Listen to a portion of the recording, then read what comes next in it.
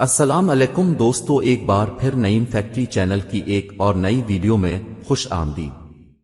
تو دوستو، دنیا بہت سے جانوروں سے بھری پڑی ہے۔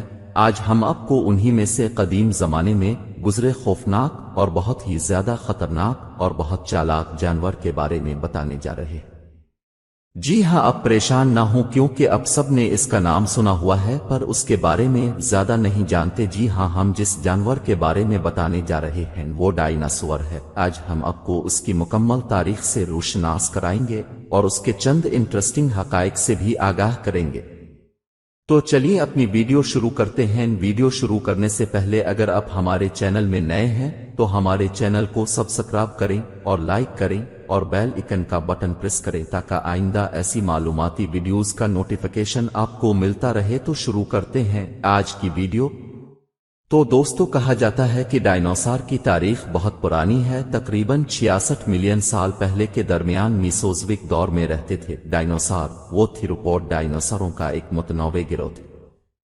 ڈینوسارس ڈائناسوروں کا ایک انتہائی کامیاب گروہ تھا جو دیر سے جراسک اور ابتدائی کریٹاسا ادوار میں تیار ہوا، اور وہ انٹارکٹیکا کے علاوہ ہر براعظم پر پائے جاتے تھے۔ سب سے مشہور ڈینوساروں میں سے ایک ویلوسیرپٹر ہے، جو ایک چھوٹا لیکن تیز اور ذہین شکاری تھا جو کریٹاسا دور کے آخری دور میں اب منگولیا میں رہتا تھا۔ ہالی ووڈ کی شہرت کے باوجود ویلوسیرپٹر دراصل ترکی کے سائز کا تھا اور شاید اس کے پنکھ تھے۔ ایک اور معروف ڈینوسور ٹائرانوسورس ریکس ہے جو کریٹاسا کے آخری دور میں اس وقت شمالی امریکہ میں رہتا تھا۔ ٹی ریکس اب تک زندہ رہنے والے سب سے بڑے گوشت خور ڈائناسور میں سے ایک تھا، جس کی لمبائی 12 میٹر 40 فٹ تک تھی اور اس کا وزن 9 ٹن 10 ٹن تک تھا۔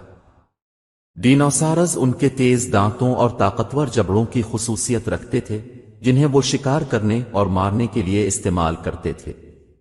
بہت سے ڈینوسارز مضبوط ٹانگوں اور لمبی دموں سے بھی لیس تھے، جس نے انہیں چست اور تیز شکاری بنا دیا۔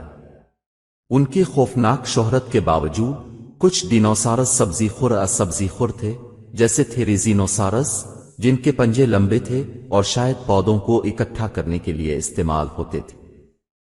تقریباً 66 ملین سال قبل کریٹاسا دور کے اختتام پر ڈینوسارز بقیہ ڈائناسور کے ساتھ مدوم ہو گئے۔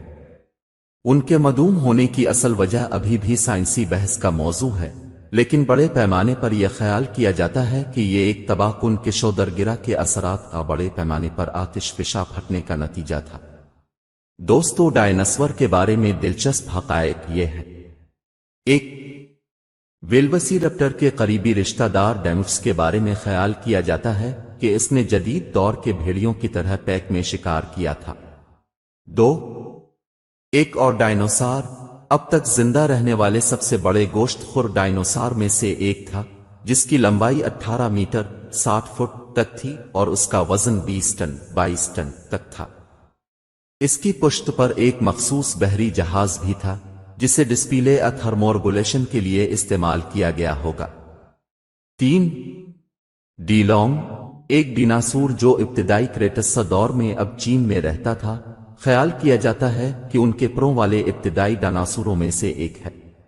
4، ڈیناسورس کے بارے میں خیال کیا جاتا ہے کہ وہ گرم خون والے تھے، جس کا مطلب ہے کہ وہ اپنے جسم کے درجہ حرارت کو اندرونی طور پر کنٹرول کرنے کے قابل تھے اور رات کے وقت ٹھنڈے موسم میں بھی سرگرم ہو سکتے تھے۔